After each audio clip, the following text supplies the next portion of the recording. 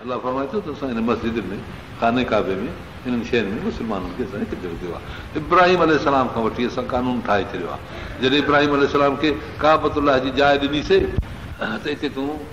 रही पओ, खाने काबे खे आबाद कर, अलाह सां शरीक न कजांइ कंहिं शइ खे, मुंहिंजे खाने काबे खे तूं ऐं इस्माईल अलाम तुंहिंजो पुटु हिते ताहिरा थो अचे, हिन जाइ ते हिकिड़े इब्राहिम अलाम ॿिए हंधि ताहिरा पई थी हले ताइफ़ीन वारा रोके छॾियो। माना मुंहिंजे खाने काबे खे साफ़ पाक रखो सहूलियत सां त जीअं माण्हू हर हिकिड़ो अची इबादत करे, हज जे वक़्तु अचनि,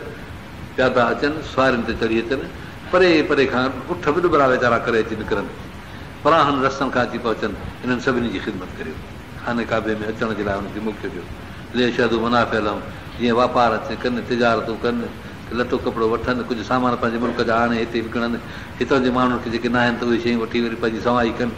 यज़कुर इस्मल्लाह अलाह जा नाला वठनि, लबैक लबैक अल्लाहुम्मा लबैक ला शरीक लक, इहे अखर बि चवनि। मालूमात ख़ासि ॾींहं जेके हज जा आहिनि उन्हनि में अलामा रज़क़हुम मिन बहीमतिल अनआम, जानवर कोहनि अचे माण्हुनि खे ख़ैरातूं करे खाराइनि। हते महिल बाहिस फ़क़ीर थियो सुंड जेको हिकिड़ो बुखियो आहे बुरे हाल वारो, ॿियो फ़क़ीर जेको मोहताज आहे, सभिनी खे खाराए पीआरियो, छो त मुस्लमान जे लाइ वधि में वधि इहो खाराइण पीआरण जो मसइलो आहे। अलाह जो रिज़्क़ आहे, रब ॾिए थो,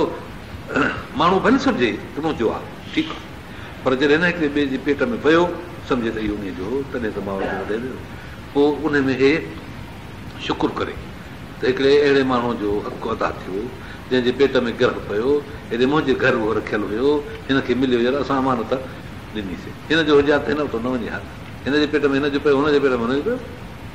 ईअं आहे मसइलो। जंहिं वटि हिकिड़े वटि पैसो आहे, ॿिए वटि पैसो कोन्हे को, हिन पैसो उनखे ॾिनो, हुन पंहिंजे कम में आंदो, सम्झे थी हिन जो पैसो मां वटि उधार पियल आहे, जेके अमानत मां रखिया तॾहिं त उन ते विया, जे मुंहिंजा हुजनि त मूंखे कमाए अचनि हा, इन जा त करे उनखे कमाया रखियल मां वटि हारू। ईअं करण सां माण्हू जी तबियत मुंहिंजो बुखुल निकिरी वेंदो, बुखुल निकिरी वेंदो, छो त जेका शइ जंहिंखे मिली सम्झंदो त इन जी आहे न, पोइ छा जो बुखुल आहे, पराई शइ आहे न। ईअं माण्हू में सखावत पैदा थींदी आहे। जेके माण्हू नफ़्स जी इन लालच हिर्स खां बची विया न, बसि कामयाबु अलाह फरमाए थो त असां हिन मस्जिद